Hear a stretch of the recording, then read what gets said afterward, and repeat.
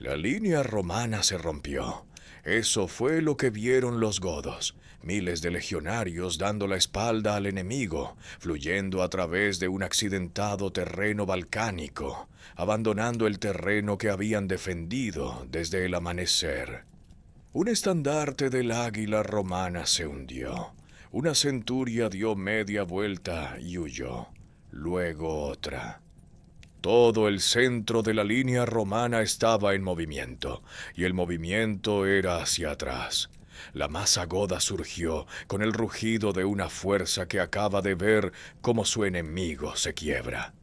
Según todas las reglas de la guerra antigua, cada regla forjada a partir de 3000 años de sangre y hierro, este era el momento en que un ejército moría. Este era el momento en que un imperio terminaba. Roma, en el año 268, no controlaba el territorio que llevaba su nombre. El imperio galo ocupaba el oeste. El imperio de Palmira controlaba el este.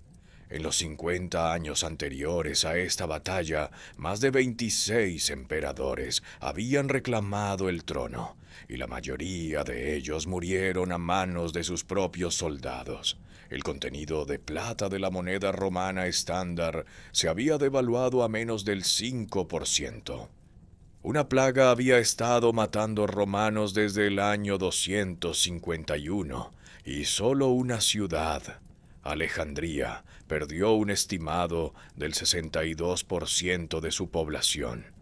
Y avanzando a través de los Balcanes llegaba una coalición que las fuentes antiguas describen como de 325.000 guerreros, la mayor fuerza bárbara individual que jamás haya descendido sobre el imperio. El emperador que comandaba la defensa de Roma llevaba en el trono menos de 3 meses. Entonces, ¿qué hizo Claudio II? Huyó, y esa huida los destruyó. Pero aquí está lo que las crónicas antiguas nunca responden del todo. ¿Por qué este emperador, un hombre que llegó al poder a través de una conspiración que casi con seguridad ayudó a matar a su predecesor, gastó inmediatamente su escaso capital político para proteger a la familia de ese predecesor y organizar su deificación? Este era un hombre cuyo trono descansaba sobre la sangre de otro, y sin embargo honró al hombre que reemplazó como si honrar a Roma misma lo requiriera. Algo en lo que Claudio creía sobre la legitimidad, sobre el valor de salvar un imperio, dio forma a la filosofía táctica exacta que convirtió a un ejército roto en el instrumento que destrozó la marea goda para siempre. Las crónicas describen sus decisiones, nunca explican qué las motivó. Al final de esto, entenderás la decisión táctica única, ejecutada bajo fuego, requiriendo una disciplina que la mayoría de los ejércitos en la historia nunca han alcanzado, que convirtió una catastrófica retirada romana en la emboscada más efectiva que Roma había construido en una generación. Sabrás por qué el comandante de caballería que asestó el golpe mortal estuvo casi con seguridad presente en la conspiración que mató al emperador anterior, y por qué esa contradicción lo convirtió en el soldado más peligroso del mundo antiguo. Y descubrirás por qué el terreno donde Roma se salvó a sí misma, la ciudad de Naissus, se convirtió en la generación siguiente a que el último cadáver godo fuera retirado de sus campos, en el lugar de nacimiento del niño que cambiaría la religión de todo el mundo. Para entender qué clase de hombre apuesta un imperio a una retirada controlada, debemos remontarnos al año 260 y al acto único de humillación romana que destrozó el mundo en el que Claudio nació. Consideren la matemática del colapso, porque los números presentan el argumento mejor que cualquier descripción. En los 250 años transcurridos entre Augusto y el emperador Gordiano III, Roma produjo aproximadamente 26 emperadores. Eso es aproximadamente un emperador por década, una sucesión estable para los estándares de cualquier monarquía premoderna. En los 50 años de lo que los historiadores llaman la crisis del siglo III, del año 235 al 284, Roma produjo nuevamente 26 aspirantes, el mismo número, en una quinta parte del tiempo. La mayoría duró meses. La mayoría murió a manos de sus propias tropas. El ritmo de la sucesión imperial romana había pasado de décadas entre transiciones a algo más parecido a una rotación estacional de cadáveres vestidos de púrpura. Para entender lo que este caos político significaba realmente sobre el terreno, hay que entender lo que era un emperador, funcionalmente, en el sistema romano. No era simplemente un jefe de Estado. Era la garantía del sistema legal, la fuente última de la autoridad militar, el ancla del valor de la moneda, el tribunal final de apelación para todo el mundo mediterráneo. Cuando los emperadores rotaban cada pocos meses, cuando cada general con suficientes legionarios leales era un emperador potencial y cada emperador actual era, por lo tanto, un objetivo potencial de asesinato, las funciones institucionales que dependían de la estabilidad imperial comenzaron a corroerse a un ritmo acelerado. El daño económico fue preciso y documentado. Para financiar continuas emergencias militares en múltiples fronteras simultáneas, el Tesoro Imperial devaluó la moneda sistemáticamente, hasta que el contenido de plata de la moneda estándar, el antoniniano, cayó por debajo del 5%. Los historiadores de la economía romana tardía han sido inequívocos sobre las consecuencias. Los comerciantes dejaron de aceptar la moneda imperial por su valor nominal. En provincias enteras, el trueque sustituyó al comercio. El aparato fiscal que financiaba las legiones, el sistema de carreteras, el suministro de grano para Roma y la maquinaria administrativa del estado más grande del mundo antiguo comenzó a fallar en secuencia. Las rutas comerciales se contrajeron. Ciudades que habían crecido continuamente durante 3 siglos empezaron a perder población. Los envíos de grano que mantenían alimentados a los pobres urbanos de Roma se volvieron poco fiables. Los ingresos fiscales colapsaron precisamente cuando los gastos militares eran más exigentes. Luego vino la plaga. A partir del año 249, la epidemia que los historiadores llaman la plaga de Cipriano, posiblemente una variante de la viruela, posiblemente algo más exótico. Las descripciones antiguas no permiten una identificación certera. Barrió el imperio y no se detuvo.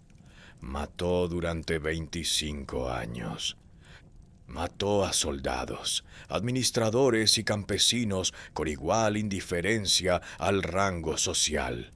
Mató más rápido de lo que el reclutamiento podía reemplazar las bajas.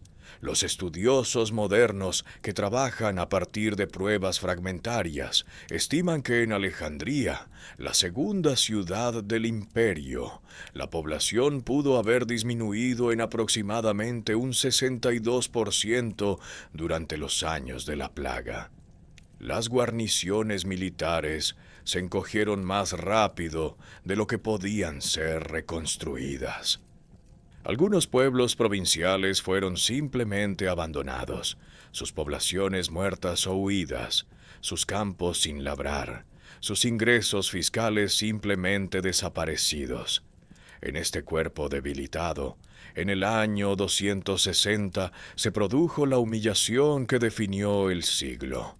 El emperador Valeriano, al mando de un ejército romano en campaña contra los persas sasánidas en Mesopotamia, fue capturado en batalla, hecho prisionero por el rey persa Sapor I. Fue el primer emperador romano capturado por un enemigo extranjero. Las fuentes antiguas añaden un detalle más, que su cuerpo fue posteriormente disecado y expuesto en un templo persa como trofeo permanente de la derrota romana.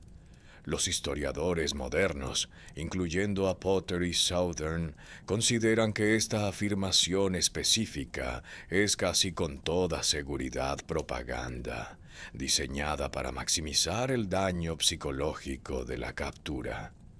Pero la captura en sí fue real, documentada tanto por fuentes romanas como persas, y las consecuencias psicológicas fueron catastróficas, independientemente de lo que realmente ocurriera con el cuerpo de Valeriano.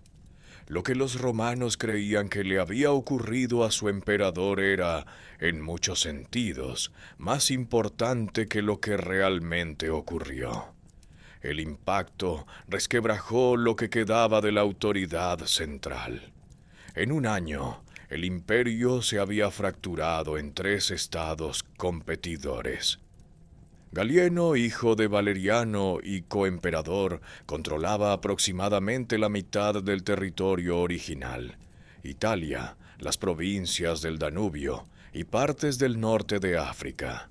En el oeste se había declarado el secesionista imperio galo bajo el general Póstumo, que controlaba la Galia, Britania, Hispania y la frontera del Rin. En el este, el imperio de Palmira se alzaba bajo la regente Zenobia, gobernando nominalmente Siria, Egipto y gran parte de Asia Menor en nombre de su joven hijo. 3 imperios, 3 ejércitos, 3 conjuntos de tribunales y burocracias, todos reclamando el nombre de Roma, ninguno controlándolo plenamente. Ese es el mundo sobre el que descendió la tormenta goda. Y para entender por qué la tormenta llegó cuando lo hizo y logró lo que logró, necesitamos entender quiénes la enviaban. No eran simplemente los godos. Esto es lo primero y más importante que hay que entender sobre la coalición que descendió sobre las provincias balcánicas de Roma a mediados de la década de 260. Las fuentes antiguas utilizaban el término genérico escitas, una designación geográfica que se había aplicado a todos los pueblos bárbaros del norte durante 4 siglos y que para este momento no significaba casi nada. Los historiadores modernos, trabajando a partir de los nombres tribales preservados en la historia augusta y cruzándolos con evidencia arqueológica, identifican algo considerablemente más complejo. Una verdadera confederación de godos, érulos, gépidos, peusinos, greutungos, tervingios y celtas, atraídos por una combinación de presión externa de pueblos migratorios más al este y el irresistible señuelo de un imperio visiblemente debilitado al sur. Eran pueblos cuyos territorios limitaban con las fronteras de Roma, que comerciaban con Roma, que habían servido en ejércitos romanos, que comprendían exactamente cuánta riqueza había al otro lado del Danubio, y que habían visto cómo la capacidad de Roma para defender esa riqueza se deterioraba año tras año durante medio siglo. Críticamente, esto no era puramente una operación de saqueo. Los historiadores modernos, observando la escala de la invasión, el tamaño de la fuerza, la composición de la coalición, la presencia de familias y carros dentro de la columna goda, Han argumentado que esto representaba algo más cercano a una migración con protección militar que a una incursión bárbara convencional. Eran pueblos que buscaban un lugar donde estar, no simplemente un lugar para saquear. La distinción importa tácticamente. Una fuerza de saqueo que ha tomado lo que vino a buscar quiere irse. Una fuerza que lleva a sus familias y su futuro no tiene otro lugar a donde ir. La primera oleada llegó en el año 267 y llegó por mar. Los érulos, un pueblo germánico que se había establecido en las costas septentrionales del Mar Negro, lanzaron aproximadamente 500 naves. No eran barcos de guerra romanos, eran embarcaciones fluviales y costeras de poco calado puestas al servicio de una operación marítima sin precedentes. La flota asoló la costa sur del Mar Negro, intentó asaltar Bizancio y fracasó cuando las murallas de la ciudad resultaron demasiado fuertes. Luego navegó por el Propóntide hacia el Egeo. Asolaron las islas de Lemnos y Esquiros, descendieron sobre la Grecia continental, saquearon Atenas. Dejen que eso se registre. Atenas, el corazón cultural del mundo clásico, la ciudad de Sócrates, Pericles y el Partenón, el lugar de nacimiento intelectual de la democracia y la filosofía, y de tanto de lo que el mundo romano entendía haber heredado de una era superior. Fue saqueada por primera vez desde las guerras médicas, 7 siglos antes, por una fuerza de guerreros germánicos que habían navegado desde el Mar Negro en botes de pesca. Saquearon Corinto, saquearon Argos, saquearon Esparta. El peso simbólico de estas ciudades, ciudades que habían estado en el centro del mundo griego durante 1000 años, siendo pilladas por bárbaros del norte, dice mucho de cuánto se había deteriorado la capacidad de Roma para proteger su herencia cultural. Aquí está el detalle que conservan las crónicas y que merece su propio momento. El estadista e historiador ateniense Dexipo, que estaba presente en Atenas durante el saqueo, organizó una milicia ciudadana de unos 2000 hombres, armados con herramientas de caza, aperos agrícolas y cualquier arma que la ciudad conservara, y los dirigió en operaciones de hostigamiento contra los invasores érulos hasta que los bárbaros se retiraron hacia el norte. Un historiador que escribía sobre guerras organizó la última defensa de su ciudad con campesinos. El detalle es casi insoportable en su especificidad. Importa para nuestra historia, porque Dexipo escribió después la historia de lo que siguió, su Cítica, hoy perdida pero conservada en fragmentos. Y ese texto perdido es nuestra fuente más importante para todo lo que ocurrió en Naissus. El hombre que defendió Atenas con cuchillos de cocina también escribió el único relato, casi contemporáneo, de cómo Roma se salvó a sí misma. El emperador Galieno interceptó a los érulos en retirada en el río Nestos y los derrotó. Su líder, Naulóbato, se rindió y recibió insignias consulares. El primer comandante bárbaro en la historia romana en recibir tal honor, un gesto de notable sofisticación política de un emperador que las fuentes antiguas subestiman sistemáticamente. Los relatos antiguos afirman que unos 3000 érulos murieron en el enfrentamiento. La crisis parecía contenida. No lo estaba, porque los érulos habían sido el reconocimiento en fuerza. La segunda oleada, más grande, más lenta, más decidida, llevando a sus familias y su futuro, ya se estaba concentrando al otro lado del Danubio. Y entonces, antes de que Roma pudiera prepararse para recibirla, Galieno fue asesinado.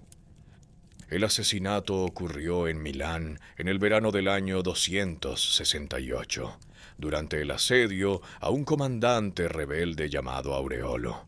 La conspiración fue dirigida por un círculo de oficiales superiores.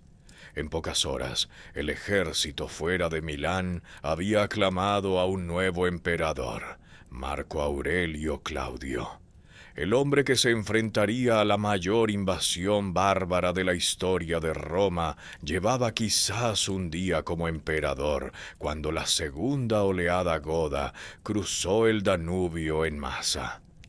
Para entender lo que ocurrió en Naissus hay que entender a tres hombres.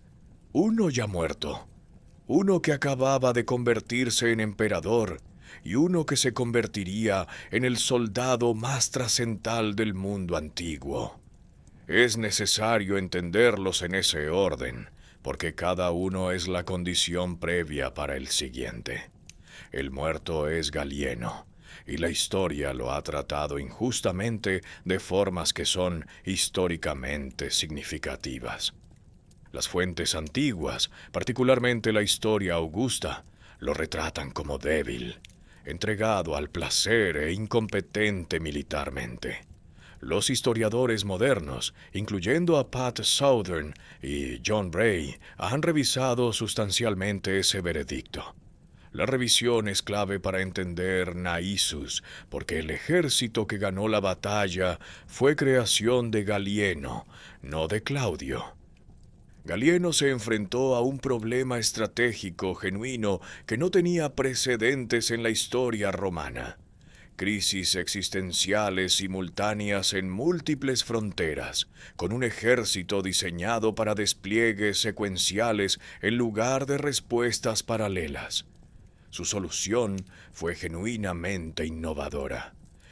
Creó y expandió un ejército de campo móvil, el Comitatus, construido en torno a nuevas formaciones de caballería, incluyendo los equites dalmatae, regimientos de caballería dálmata, que reorganizó en una fuerza de ataque de respuesta rápida, capaz de llegar a cualquier punto de crisis en la frontera en días en lugar de meses. Concentró el mando de esta caballería en un solo oficial, un dux, en lugar de distribuirlo entre múltiples mandos como requería la estructura tradicional. Esto no fue solo un cambio administrativo, fue una revolución doctrinal, el reconocimiento de que la supervivencia del imperio requería una reserva móvil que pudiera reaccionar más rápido de lo que las amenazas se desarrollaban, en lugar de una defensa perimetral estática que invitaba a una ruptura tras otra. Porque, entonces, las fuentes antiguas retrataron a Galieno como un fracaso. Porque fueron escritas en el siglo IV, cuando la dinastía de Constantino necesitaba un antepasado fundador respetable, y se afirmaba que ese antepasado estaba emparentado con la familia de Claudio II. Para que Claudio pareciera grande, Galieno tenía que parecer pequeño. El retrato hostil, el emperador que se divertía mientras el imperio ardía, fue en gran parte una pieza de propaganda dinástica, compuesta 2 o 3 generaciones después de su muerte. La erudición moderna lo ha desmantelado en gran medida. Lo que está fuera de toda duda es esto: el ejército que ganó en Naissus, la doctrina que ganó en Naissus y la caballería que asestó el golpe mortal fueron todos creados por el hombre que nunca llegó a usarlos. El emperador que heredó ese ejército fue Marco Aurelio Claudio. Nació el 10 de mayo de 213 o 14 en Dardania, el corazón ilirio de lo que hoy es Kosovo y el sur de Serbia, las mismas tierras fronterizas militares del Danubio que producirían una generación de emperadores soldado. Fue un soldado de carrera bajo Galieno durante casi una década. ascendiendo en la estructura de mando hasta dirigir la caballería del Comitatus, el instrumento que empuñaría en Naissus. La historia augusta lo describe en términos casi legendarios: alto, con ojos descritos como ardientes, tan poderoso físicamente que, según se informa, podía derribar los dientes de un caballo de un solo puñetazo. Debemos ser escépticos ante esos detalles. La historia augusta es un texto del siglo IV plagado de fabricaciones, pero las leyendas nos dicen algo sobre lo que la gente necesitaba creer. Y lo que Roma necesitaba creer sobre el hombre que la salvó era que era extraordinario. El registro documentado es, a su manera discreta, más notable que la leyenda. Cuando Claudio se convirtió en emperador en el caos tras el asesinato de Galieno, tomó 3 acciones políticas que fueron de su propia elección y conllevaban un riesgo significativo. Intervino personalmente para detener la violencia senatorial contra los partidarios de Galieno. Solicitó al Senado deificar formalmente a su predecesor. Protegió a la familia de Galieno. Un hombre cuyo trono pudo haber descansado en la sangre de otro, gastó un capital político que apenas podía permitirse para honrar al hombre que reemplazó. Las fuentes antiguas documentan las acciones, pero no explican la motivación, y ese vacío entre el comportamiento documentado y su origen psicológico es una de las preguntas genuinamente sin respuesta del siglo III. El comandante de caballería es Aureliano. Lucius Domitius Aurelianus nació el 9 de septiembre, alrededor del año 214 o 15, en Moesia Superior, el mismo mundo danubiano que produjo a Claudio. Su padre era un colonus, un agricultor arrendatario legalmente vinculado a la tierra de un senador llamado Aurelio. Entró en el ejército romano en el año 235, el mismo año en que comenzó la crisis del siglo III, y pasó los siguientes 30 años ascendiendo rango tras rango en uno de los entornos militares más implacablemente violentos de la historia, sobreviviendo y avanzando en campañas que mataron a la mayoría de los hombres que lo rodeaban. Para el año 268 comandaba la caballería del Comitatus. Si participó en la conspiración que mató a Galieno es algo disputado. Aurelio Víctor, una de las fuentes más fiables del siglo IV, no lo incluye entre los conspiradores, mientras que otras fuentes sí lo hacen. Lo que es indiscutible, estaba presente, se benefició y aceptó el mando del nuevo emperador sin vacilar. Las fuentes antiguas son notablemente consistentes sobre el carácter de Aureliano, brillante, implacable, un disciplinario tan severo que cuando el ejército fuera de Milán tuvo que elegir entre Claudio y Aureliano como sucesor de Galieno, los soldados eligieron al hombre más moderado. Los hombres que tendrían que ejecutar las órdenes de Aureliano preferían que otro las diera. Ese cálculo, hecho en un campamento militar en el norte de Italia en el verano de 268, dio forma al curso de la siguiente década de la historia occidental. La segunda coalición goda cruzó el Danubio en 268. Y las cifras que las fuentes antiguas le atribuyen desafían la credibilidad incluso para los estándares extraordinarios de la exageración militar antigua. La historia augusta y Zósimo, un historiador del siglo VI que se basa en el relato perdido de Dexipo, afirman una fuerza de 320.000 a 325.000 guerreros, apoyados por entre 2.000 y 6.000 naves. Los historiadores modernos, incluyendo a Pat Southern, son contundentes. Estas cifras son probablemente una exageración grosera. El recuento de barcos por sí solo es casi con seguridad inflado. 6.000 barcos representarían una de las operaciones navales más grandes de la historia antigua, más grande que la invasión de Normandía en términos absolutos de naves, y los pueblos godos no tenían tradición de operaciones marítimas sostenidas en mar abierto. Incluso la lectura moderna más crédula descuenta estas cifras sustancialmente. Pero la realidad psicológica importa junto a la realidad militar. Roma creía que se enfrentaba a 300.000 guerreros. Lo que un imperio cree que enfrenta moldea su respuesta y el alivio que siente cuando la amenaza es destruida.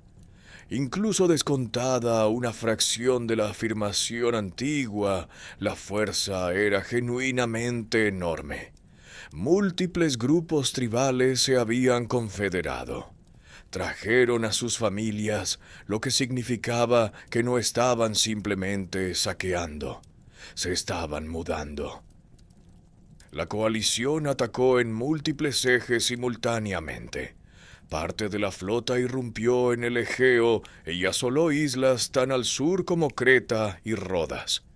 El ejército de tierra se movió contra las grandes ciudades del norte de los Balcanes, con lo que parece haber sido una capacidad de asedio genuina.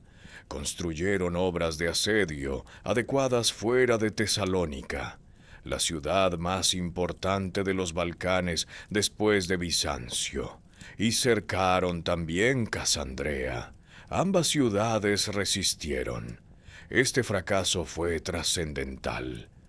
La coalición goda tenía los números para devastar el campo abierto y abrumar a ciudades con guarniciones ligeras, pero las grandes ciudades fortificadas de los Balcanes romanos estaban diseñadas específicamente para resistir exactamente este tipo de asalto.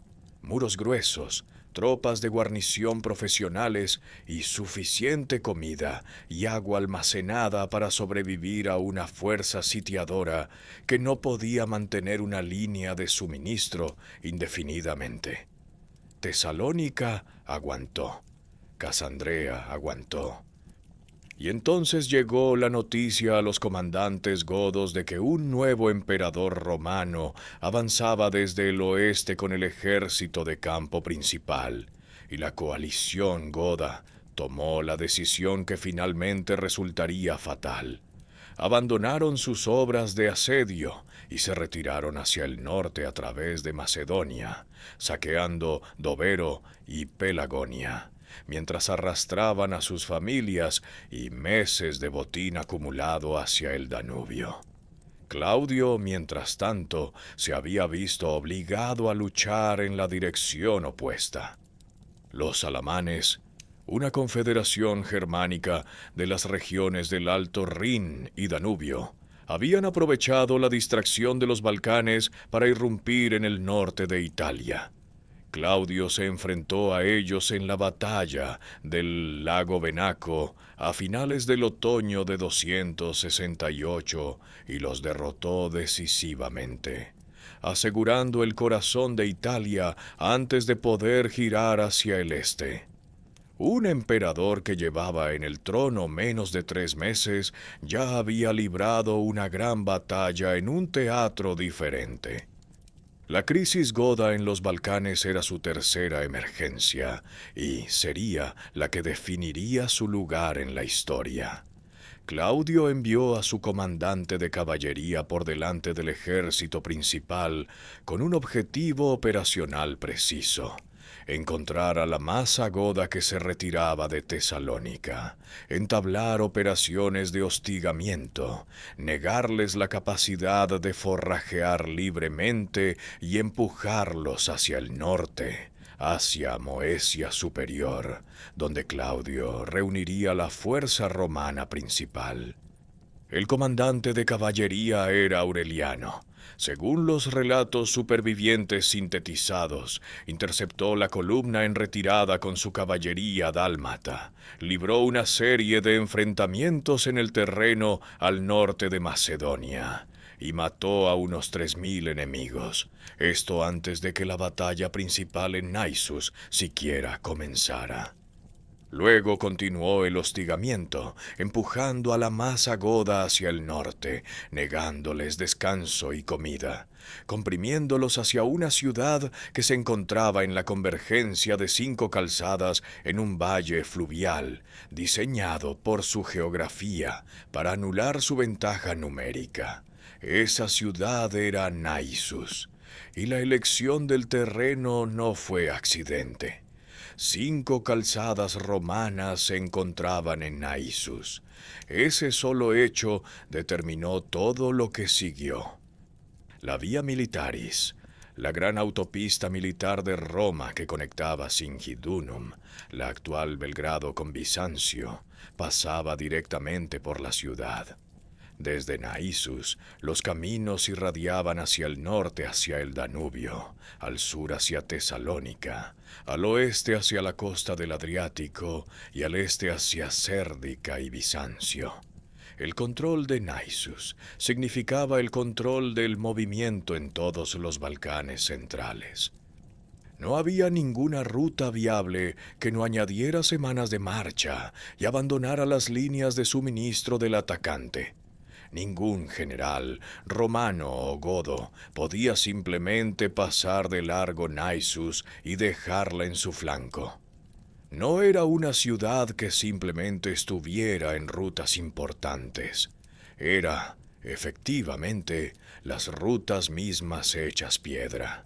La ciudad estaba en la orilla norte del río Nishava, un afluente del Morava, que excavaba un valle navegable a través de las cordilleras balcánicas. El río proporcionaba una línea defensiva natural, una fuente de agua capaz de sostener concentraciones masivas de tropas y un obstáculo táctico que cualquier fuerza atacante tendría que gestionar bajo fuego antes de alcanzar las murallas. Al sur y al este, la cordillera de Haemus, los montes Balcanes, se alzaba en una serie de pasos y crestas que canalizaban el movimiento en corredores predecibles. Esas montañas importarían enormemente en las semanas posteriores a la batalla principal. Pero primero funcionaron como las paredes de un embudo, y la coalición goda estaba siendo empujada hacia el extremo estrecho. Para un ejército romano enfrentado a un enemigo con una ventaja numérica significativa, fuera cual fuera el tamaño real de la fuerza goda, era mayor que el ejército romano que la enfrentaba. El terreno canalizado no era simplemente conveniente. Era la base táctica de todo el plan estratégico. Llevar a la coalición goda al valle del Nishava significaba que sus números se convertirían en una desventaja en lugar de una ventaja. No podían extenderse para envolver. No podían usar la caballería en múltiples ejes simultáneamente.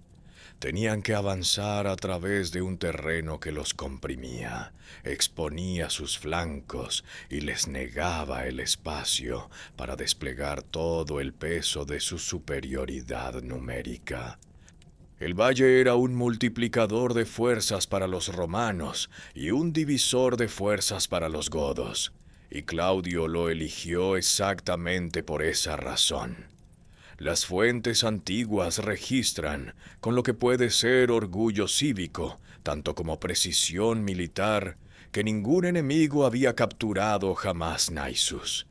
Los historiadores modernos tratan esta afirmación con el escepticismo apropiado, pero no hay disputa sobre la lógica militar de la posición.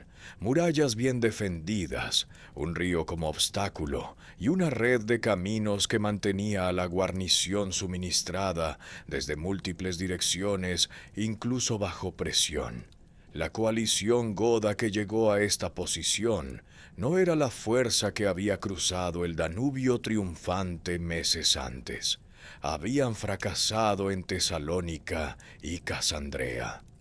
Estaban en retirada, no en avance, y hay una enorme diferencia psicológica entre un ejército que avanza a la batalla eligiendo su momento y un ejército que es empujado hacia atrás a una pelea que no eligió en un terreno que no seleccionó.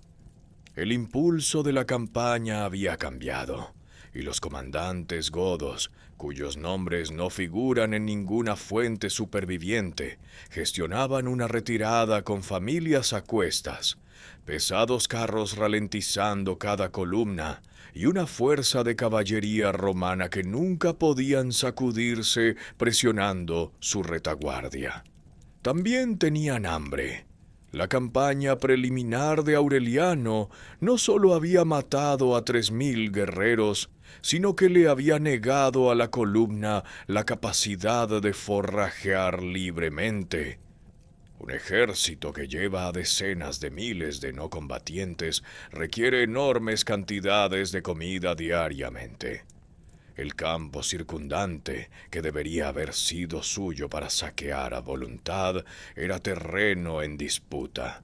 Cada partida de forrajeo corría el riesgo de ser aislada y destruida por la caballería dálmata que aparecía de las colinas y se desvanecía antes de que se pudiera organizar una respuesta. Para cuando la masa goda llegó a Naissus, llevaba semanas moviéndose bajo hostigamiento, cargando sus bultos, alimentándose inadecuadamente y viendo sangrar a su retaguardia. Los romanos que los enfrentaban en el valle del Nishaba eran menos en número. Las estimaciones modernas sitúan la fuerza romana en aproximadamente 40.000 a 50.000 hombres.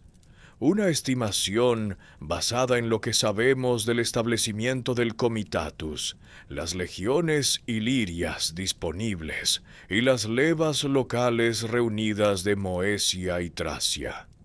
Estaban, sin embargo, descansados en comparación con su enemigo, abastecidos a través de 5 conexiones viales funcionales, desplegados en un terreno elegido semanas antes y comandados por 2 hombres, Claudio y Aureliano, que habían estado coordinando este enfrentamiento exacto desde que la caballería de Aureliano hizo contacto con la columna goda en Macedonia. La trampa estaba completamente tendida. La masa goda ya estaba dentro. Aún no sabía ninguna de las 2 cosas. Cada relato superviviente de la batalla de Naissus coincide en la realidad táctica esencial. Los romanos ganaron aparentando perder. La secuencia específica se reconstruye a partir de fuentes fragmentarias. Zósimo, escribiendo en el siglo VI, Sonaras en el XII y la Historia Augusta, todas derivadas en última instancia del relato perdido de Dexipo. El historiador moderno David S. Potter ha sido franco sobre el problema de la evidencia, señalando que es muy difícil reconstruir el curso de los eventos con confianza. Lo que sigue es la reconstrucción académica, que surge del cruce de los fragmentos supervivientes. La batalla se abrió con enfrentamientos de caballería en las salas, el movimiento inicial estándar de las batallas campales antiguas. Los jinetes dálmatas de Aureliano, considerablemente mejor disciplinados y más experimentados en la guerra de maniobras coordinadas que la caballería tribal goda, expulsaron a los jinetes godos del campo. Este resultado era la condición previa necesaria para todo lo que siguió. Al despejar las alas, Aureliano dejó a la infantería goda expuesta en ambos flancos, sin protección montada. La infantería goda podía avanzar, y lo hizo, pero lo haría desprotegida ante las cargas de caballería desde cualquier lado. La infantería goda, numéricamente superior y envalentonada por la huida de lo que tomó por una caballería romana vencida, empujó al centro romano hacia atrás. Aquí es donde las fuentes son inequívocas. Esto no fue un colapso. Fue una retirada fingida, una retirada controlada bajo presión, ejecutada en formación, diseñada para atraer a la masa perseguidora a una posición de la que no pudiera recuperarse. La línea romana se dobló, pero no se rompió. Se movió hacia atrás deliberadamente, bajo mando, paso a paso, mientras la infantería goda surgía hacia adelante en lo que creía era la persecución de un enemigo que se desintegraba. Consideren lo que requiere una retirada fingida de los hombres que la ejecutan. Se mueven hacia atrás, están bajo asalto frontal, están viendo caer a los hombres a su lado. Pueden oír el rugido de la persecución detrás de ellos, el sonido de miles de enemigos convencidos de que la victoria está a momentos de distancia.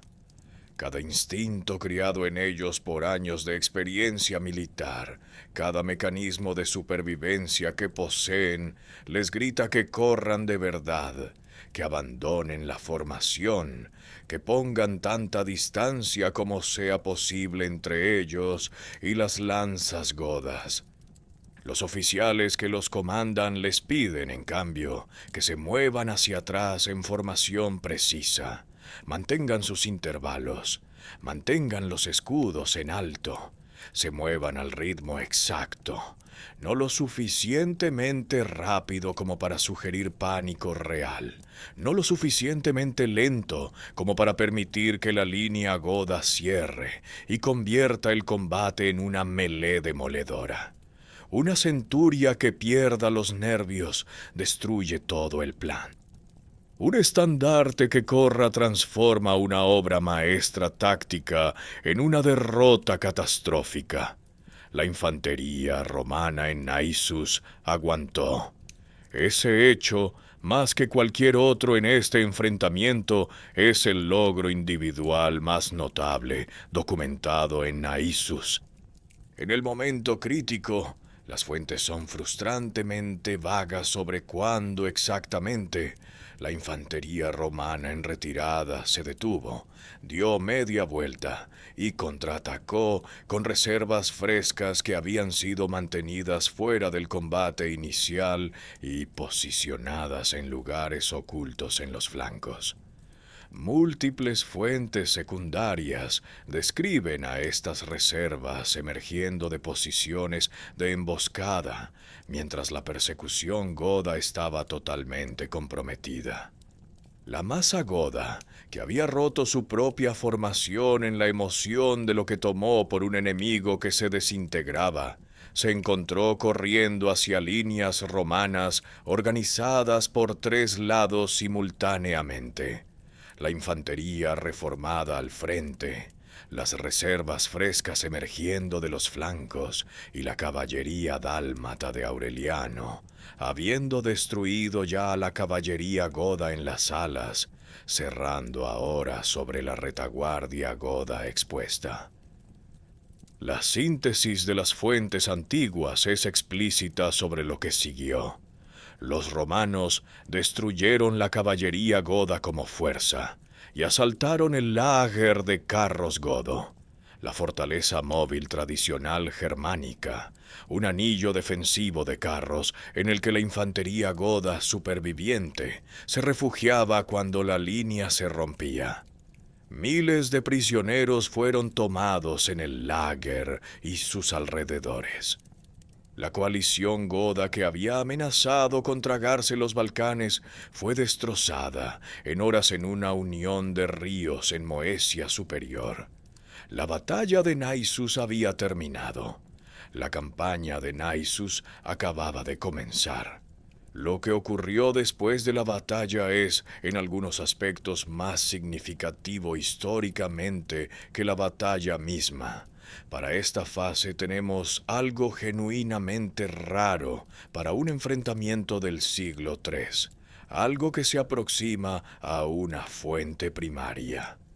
Zosimo, escribiendo en el siglo VI, pero basándose en el relato casi contemporáneo de Dexipo, proporciona una narrativa directa de la persecución.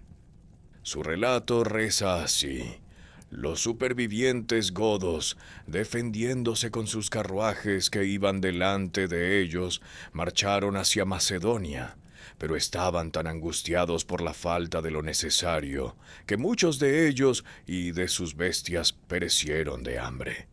Fueron recibidos igualmente por la caballería romana, que habiendo matado a muchos de ellos, empujó al resto hacia el monte Haemus, donde siendo rodeados por el ejército romano, perdieron a un vasto número de hombres. Ese pasaje es la columna vertebral de lo que sabemos sobre la fase de persecución, la especificidad del relato, los carruajes, el hambre, las bestias muriendo junto a los guerreros, la compresión hacia las montañas, tiene la textura de la memoria histórica genuina. Noten lo que registra Zósimo. Muchos de ellos y de sus bestias perecieron de hambre. Los caballos. Es fácil pasar por alto los caballos cuando se leen relatos de guerra antigua, pero son la clave para entender lo que realmente significó la persecución. La efectividad táctica. Goda dependía de sus caballos. Los caballos requieren más comida que los humanos. No pueden ser racionados tan eficazmente y mueren más rápido bajo condiciones de forraje insuficiente. A medida que la caballería de Aureliano negaba sistemáticamente a la columna goda el acceso al campo circundante, los caballos cayeron primero. Al morir los caballos, la capacidad de respuesta goda disminuyó. Esto permitió a Aureliano apretar más el cordón, negando más territorio, matando más caballos. La espiral se movía en una sola dirección. La estrategia romana después de Naissus no implicó asaltar directamente el lager godo. Esa formación seguía siendo un punto fuerte defendible que podía imponer serias bajas. En cambio, la respuesta romana fue más paciente y letal. Los romanos adoptaron tácticas móviles, siguiendo a la masa goda en retirada y cortando sistemáticamente cada partida de forrajeo. Esto no era una persecución agresiva, era una estrangulación sistemática. Una fuerza de decenas de miles de guerreros más, sus familias no puede sobrevivir indefinidamente con lo que lleva en los carros. Cada día que la caballería romana negaba el acceso al campo era otro día de hambre profunda, debilidad y desesperación. El ejército romano empujó a los supervivientes hacia los montes Haemus, la cordillera balcánica al sur del Danubio, y los rodeó. Las montañas que los godos pudieron esperar que ofrecieran rutas de escape se convirtieron en una jaula. Los godos intentaron al menos un esfuerzo organizado para romper el cordón. Los enfrentamientos fueron sangrientos, pero inconclusos, manteniendo el cerco. Y entonces llegó el tercer ejército, uno que ninguno de los dos bandos había convocado, que no obedecía órdenes de generales y que mataba más rápido que el hierro o el hambre. La plaga de Cipriano había estado matando romanos desde el año 249. Las poblaciones romanas, tras 2 décadas de exposición repetida, habían desarrollado al menos una inmunidad parcial, suficiente para reducir la tasa de mortalidad respecto a los niveles catastróficos iniciales. Los supervivientes godos habían pasado sus vidas al norte del Danubio. No tenían inmunidad. Cuando la plaga alcanzó a la masa hambrienta y agotada atrapada en los montes Haemus, las consecuencias fueron predecibles y documentadas. La epidemia arrasó el campamento godo con una velocidad aterradora. Los supervivientes se rindieron. Los romanos asentaron a muchos de los prisioneros como coloni, agricultores arrendatarios legalmente vinculados a la tierra, en las provincias despobladas de Moesia y Tracia, repoblando territorios que la plaga había vaciado durante 20 años. Los hombres en edad militar fueron alistados en las legiones romanas en una escala que los historiadores describen como sin precedentes para el período. Estos guerreros godos servirían en los ejércitos que lucharían en la siguiente generación de guerras de Roma, defendiendo contra el mismo tipo de invasión que ellos mismos habían intentado. La historia no suele organizar sus ironías de forma tan perfecta. Luego, la plaga reclamó a Claudio. En agosto o septiembre de 270, preparándose en Sirmium para una campaña contra los vándalos, el emperador que había salvado el imperio murió de la misma enfermedad que le había ayudado a hacerlo. Tenía aproximadamente 56 años. Había sido emperador menos de 2 años. Aquí hay algo que las crónicas antiguas no te dicen. La batalla de Naissus no es solo un evento militar. Es también la escena de un crimen de fabricación histórica, y entender quién cometió la fabricación y por qué nos dice algo esencial sobre la batalla y el mundo que la siguió. En 1939, el historiador Andreas Alfoldi argumentó que Galieno, y no Claudio, merece el crédito principal por la victoria en Naissus. El caso de Alfoldi estaba cuidadosamente construido. Galieno creó el ejército que ganó. Galieno desarrolló la doctrina de caballería que ganó. Galieno estaba activamente comprometido en la campaña goda cuando fue asesinado. La coalición que Claudio derrotó pudo haber sido una fuerza moribunda para cuando se libró la batalla principal, ya debilitada por las operaciones de Galieno y por sus propios fracasos en Tesalónica y Casandrea. La victoria atribuida a Claudio pudo haber sido el triunfo de Galieno, entregado a un hombre que simplemente sobrevivió lo suficiente para reclamarlo. Los historiadores modernos han refinado sustancialmente el argumento de Alfoldi, sin aceptarlo del todo. El consenso académico actual atribuye la victoria final a Claudio II, sus decisiones operacionales, su mando del ejército principal y, sobre todo, la ejecución de Aureliano fueron logros genuinos que no pueden ser simplemente acreditados a un predecesor muerto.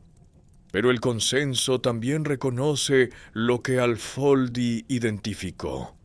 El instrumento de la victoria no fue creación de Claudio. Un hombre construyó el arma. Otro la heredó y la usó en el momento crítico. La historia, moldeada por la política dinástica del siglo IV, recordó principalmente al hombre que la usó. ¿Por qué la distorsión? Porque la historia augusta, la fuente biográfica principal de este período, fue compuesta a finales del siglo IV, cuando la dinastía de Constantino necesitaba un antepasado fundador prestigioso. Ese antepasado fue presentado como emparentado con la familia de Claudio II. Para que Claudio pareciera extraordinario, Galieno tenía que parecer inadecuado. El retrato hostil de Galieno como un débil libertino que se divertía mientras el imperio ardía fue en gran parte una pieza de mitificación política compuesta 2 o 3 generaciones después de su muerte por autores que servían a una dinastía que lo necesitaba ver mal. En 2014, estudiosos examinando un manuscrito en la Biblioteca Nacional de Austria en Viena, hicieron un descubrimiento que recordó a la profesión histórica cuánto queda por encontrar. Bajo el texto visible de un documento religioso medieval, el análisis ultravioleta reveló una escritura anterior raspada. El texto era la Cítica de Dexipo, nuestra fuente primaria, en fragmentos que habían sido completamente desconocidos para la erudición moderna. El palimpsesto de Viena añadió nuevos detalles, pero no resolvió el problema fundamental de la evidencia. Sirve como recordatorio de que nuestro conocimiento de Naissus está construido sobre fragmentos de fragmentos, transmitidos a través de siglos de edición motivada políticamente. Lo que las crónicas acuerdan es el resultado. La coalición goda fue destruida. La retirada fingida funcionó. La caballería de Aureliano fue decisiva. Roma sobrevivió. Todo lo construido sobre esos cimientos, la reunificación del imperio, la era de los emperadores soldado, el mundo que Constantino heredó, descansa sobre lo ocurrido en un cruce de ríos balcánico, en 268 o 69. Las fuentes antiguas afirman que 50.000 guerreros godos murieron o fueron capturados en Naissus. Los historiadores modernos tratan esa cifra con escepticismo. Los recuentos de bajas en las fuentes antiguas están sistemáticamente inflados. El consenso trata a los 50.000 como una cifra total probable de la campaña. Las bajas acumuladas desde los escarceos de Aureliano, la batalla principal, el asalto al lager, la persecución y el hambre y la plaga en el monte Jaemos. Incluso a una fracción de la cifra antigua, las pérdidas fueron catastróficas. La fuerza que había saqueado Atenas había sido efectivamente destruida como entidad militar coherente. La respuesta romana a la victoria cuenta su propia historia sobre la condición psicológica del imperio. Claudio recibió el título de Gothicus Maximus. Se acuñaron monedas con la leyenda Victoriae Gothicae. Estos eran honores estándar. Lo que ocurrió tras su muerte no lo fue. El Senado erigió un escudo de retrato de oro, un clipeus aureus, en la Curia Julia, el salón legislativo tradicional. Comisionaron una estatua de oro de 3 metros para estar ante el templo de Júpiter en el Capitolio. Votaron la deificación inmediata. Las monedas acuñadas decían Divo Claudio Gótico, al divino Claudio, conquistador de los godos. Para un senado que había visto emperador tras emperador morir mal y ser olvidado, estos honores eran el desahogo de décadas de terror acumulado. Roma había estado esperando durante una generación la prueba de que todavía podía ganar. Naissus fue esa prueba. El tratamiento de los prisioneros añadió una dimensión práctica. Muchos fueron asentados como coloni en las tierras despobladas de Moesia y Tracia, restaurando la producción agrícola en territorios que se habían convertido en zonas económicas muertas. Los historiadores han notado que este tipo de arreglo, guerreros bárbaros transformados en productores agrícolas vinculados, tiene similitudes estructurales con los arreglos que definirían el feudalismo europeo medieval un siglo después. Naissus no inventó el feudalismo, pero representa una de las instancias documentadas más tempranas de la lógica institucional que eventualmente lo produciría. Los prisioneros en edad militar fueron enrolados en las legiones. La escala de esta integración goda fue, según la mayoría de los historiadores, sin precedentes para la era. Estos reclutas se convirtieron en la columna vertebral de las fuerzas que Aureliano y sus sucesores usarían en la siguiente década para reunificar el imperio fragmentado. Los guerreros que vinieron a destruir Roma se convirtieron en los soldados que la defendieron. Quintilo, hermano de Claudio, reclamó brevemente el trono tras su muerte, gobernando unos 3 meses. Luego las legiones del Danubio, las mismas que habían luchado en Naissus, se declararon a favor de Aureliano. El comandante de caballería que había asestado el golpe mortal en Naissus se convirtió en emperador de Roma en el año 270. El siguiente capítulo era suyo para escribir. La consecuencia más directa de Naissus es tanto medible como sorprendente. Múltiples fuentes confirman que pasó casi un siglo tras Naissus antes de que los godos volvieran a suponer una amenaza militar seria para el imperio. 100 años. En un período en que los emperadores promediaban menos de 2 años en el cargo, en el que las rupturas fronterizas se habían vuelto estacionales, 100 años de presión reducida es casi incomprensible. La retirada fingida compró a Roma entre 90 y 110 años de seguridad relativa en esa frontera. El punto final es fechable. La batalla de Adrianópolis en el 378, cuando los visigodos destrozaron un ejército romano y mataron al emperador Valente. Entre Naissus y Adrianópolis hay un siglo. Ese es el legado más cuantificable de Naissus. Aureliano gobernó con la eficiencia implacable que le caracterizaba. En sus primeros años derrotó a los vándalos, rompió una segunda invasión alamana en el norte de Italia y aseguró la frontera danubiana. Luego se volvió hacia el problema que había definido la crisis, el imperio fragmentado.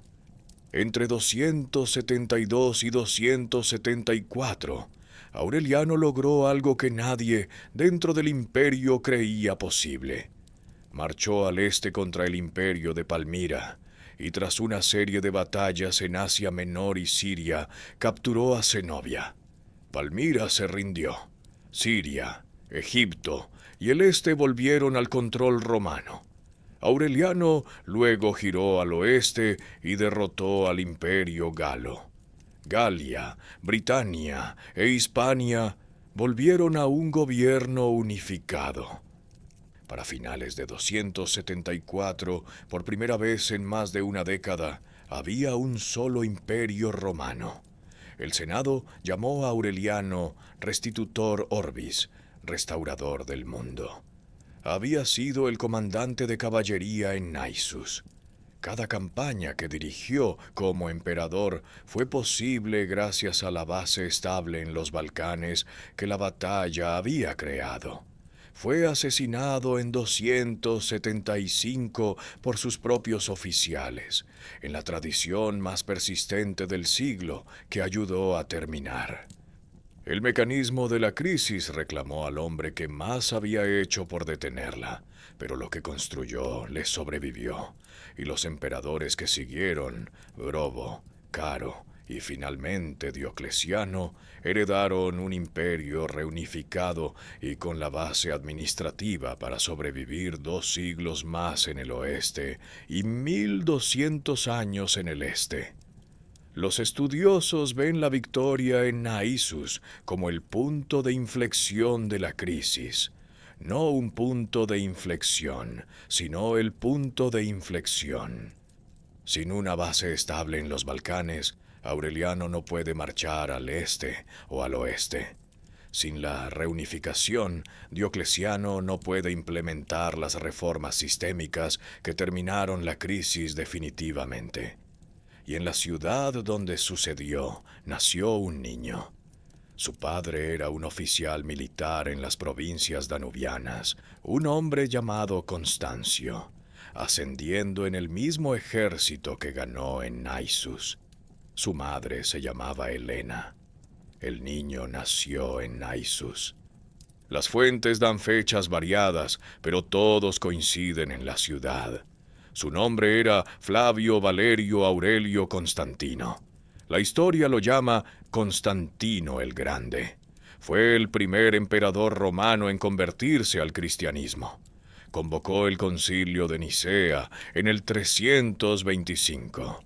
Fundó Constantinopla, la nueva capital oriental que sobreviviría a la caída del oeste por casi 1000 años, preservando el saber griego y romano. Emitió el Edicto de Milán en el 313, extendiendo la tolerancia religiosa. El cristianismo que dio forma a la civilización europea traza una de sus líneas institucionales más directas a las decisiones tomadas por un hombre nacido en Naissus. El terreno donde Roma salvó su imperio militar pagano en 268 se convirtió en el terreno que produjo al emperador que transformó ese imperio en algo totalmente diferente. Esto no es metáfora, es geografía, la misma ciudad, los mismos campos más o menos, una generación de diferencia. El patrón es igualmente documentado. Tras Naissus, solo hubo un emperador que no se originara en las provincias de Panonia, Moesia o Iliria hasta el 378. La cultura militar danubiana continuó produciendo los líderes de Roma por un siglo. Claudio, Aureliano, Probo, Diocleciano, Constancio, Constantino, todos del mismo mundo balcánico. Una batalla en un cruce de ríos determinó de dónde vendrían los salvadores de Roma por los próximos 100 años. La estabilidad que Naissus creó también dio a Roma el respiro para producir a Diocleciano, cuyas reformas abordaron las causas estructurales de la crisis, la tetrarquía, dividir la autoridad entre 4 coemperadores. Requería un imperio estable para implementarse. Nada de esto era posible en un imperio colapsando simultáneamente en cada frontera. La victoria de Claudio compró el tiempo que hizo posible todo lo que siguió.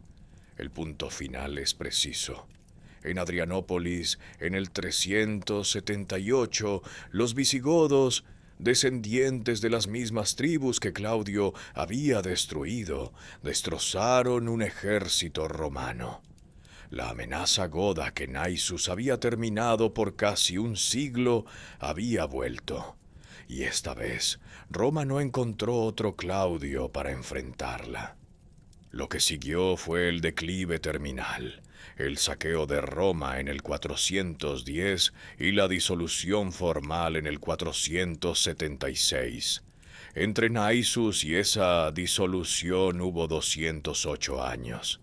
Entre Naissus y Adrianópolis, el momento en que la puerta que Claudio cerró fue forzada de nuevo, hubo 110. Naissus no está en la mayoría de los libros de texto. No aparece en la memoria popular junto a Maratón o las Termópilas. Carece de una resistencia final famosa o un general con frases memorables. Lo que tiene es consecuencia. Una consecuencia vasta, rastreable y documentada que llega desde un valle balcánico hasta el mundo que habitamos. La retirada fingida que ganó la batalla es difícil de vender como leyenda épica, pero los 300 espartanos perdieron su batalla. Claudio ganó la suya, y lo que ganó es el siglo que hizo posible el mundo moderno. La línea romana se rompió. Ahí empezamos. Ahora saben lo que significó. No fue un colapso, fue un cálculo. El cálculo más exigente que un ejército antiguo podía realizar, requiriendo que los soldados retrocedieran en formación bajo asalto, que mantuvieran los nervios mientras sus camaradas caían y el rugido godo crecía detrás de ellos, que confiaran en un plan que parecía derrota. Cada paso que la infantería dio hacia atrás estaba planeado. Cada paso godo hacia adelante era un paso más profundo en los dientes de la trampa. El ejército que parecía estar muriendo era el instrumento de destrucción. La retirada que parecía derrota era el mecanismo de victoria. Esto distingue a Naissus. El momento de catástrofe aparente no fue la crisis. La crisis habían sido los 50 años anteriores. Naissus fue la resolución. Claudio II nunca vio el peso total de lo que había logrado. Murió en Sirmium en 270, reclamado por la plaga. Había sido emperador menos de 2 años. El Senado le dio un escudo de oro y una estatua y un lugar entre los dioses. Más tarde, la dinastía de Constantino lo declaró antepasado, porque incluso una dinastía que transformó el mundo quería tomar prestada la credibilidad del hombre que lo salvó. La ironía es que Claudio seguramente habría entendido el cálculo y lo habría encontrado apropiado. Después de todo, él había hecho lo mismo por Galieno. Aureliano terminó el trabajo. En 5 años el comandante de caballería reunificó todo el imperio romano. El Senado lo llamó restaurador del mundo. Murió asesinado en 275, en la tradición más vieja del siglo que ayudó a terminar. El mecanismo de la crisis reclamó al hombre que más hizo por pararlo, pero lo que construyó le sobrevivió.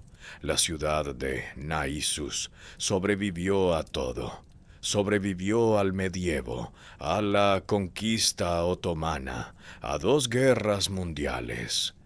Se llama Niš hoy, la tercera ciudad más grande de Serbia, y puedes visitarla. El río Nishava sigue corriendo por ella. La red de caminos sigue convergiendo en Niš, aunque ahora los llamamos autopistas. El suelo es el mismo donde la línea romana se rompió y se dio la vuelta, donde los godos corrieron hacia una trampa que no sabían que se estaba cerrando, donde la caballería de Aureliano barrió desde las alas y terminó con la mayor invasión bárbara que el imperio había enfrentado jamás. Durante casi un siglo tras la batalla, los godos no volvieron a amenazar seriamente la frontera. Cuando finalmente la rompieron en Adrianópolis, fue el principio de lo que llamamos la caída de Roma.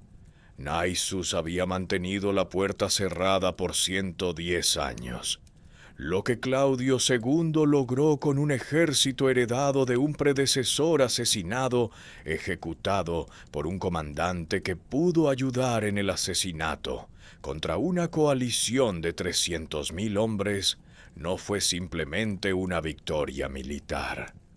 Fue la prueba de que incluso una institución rota, despojada de su territorio, de su población, de su confianza y de su plata, todavía puede producir soldados lo suficientemente disciplinados para ejecutar una retirada fingida bajo fuego, confiar en que el plan se mantenga y darse la vuelta en el momento exacto. La línea romana se rompió, luego se dio la vuelta, y todo lo que consideramos el mundo occidental siguió siendo posible.